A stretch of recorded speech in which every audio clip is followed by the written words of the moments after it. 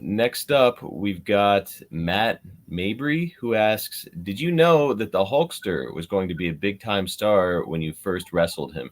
So as we talked about, in 1879, Madison Square Garden, you had this big match with him, put him over.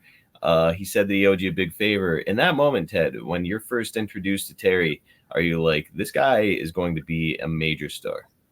No, I don't even think they could have thought that. I mean, obviously because of his look and everything and his size, yeah. I mean, but again, you're talking about a guy who just got in the wrestling business, and I'm his first match in Madison Square Garden, and and of course, even though I was a baby face, I led that match, and we had a great match. I mean, I did what Vince Senior wanted me to do, is make him look like a superstar.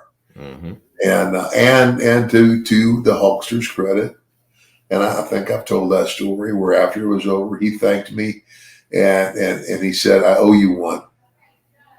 I mean, that's how grateful he was for the job I did for him. And then when I first showed up, now he goes on to become this big star for them.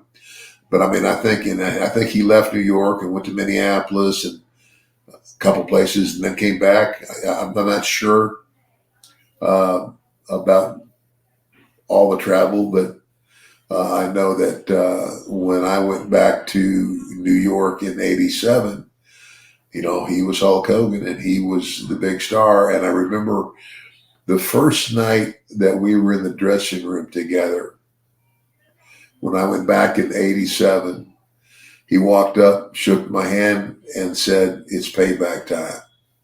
All right.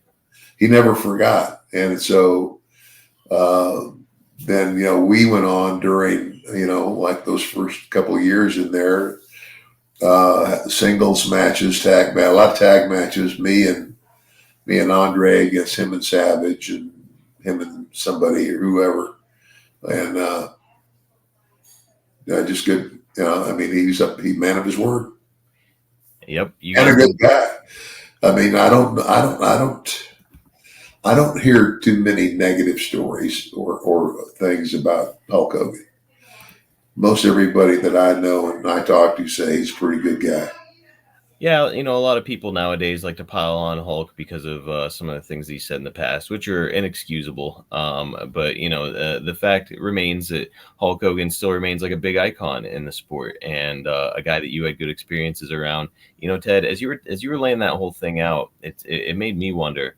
It's so 1984, January 1984. That's when Hulkamania began. He beat the Iron Sheik, and all of a sudden, he's going from being a star in a territory to being a major star across the face of the planet. All of a sudden, his face is on every magazine. He's on lunch boxes, action figures. This guy is absolutely everywhere. Now, I'm thinking of this from your perspective now. So this is a guy that you had worked with years prior. You kind of seen him during his early stages. At this point, you're in Georgia and getting ready to go back to Mid-South. Whenever all this is happening and you see Hulk Hogan ascending like this in this very competitive industry of pro wrestling, would you say that there's jealousy associated with that, where you're like, boy, I knew that guy when he was nobody, and now he's the talk of the entire world? No. There's never. I've never been jealous. It's kind of like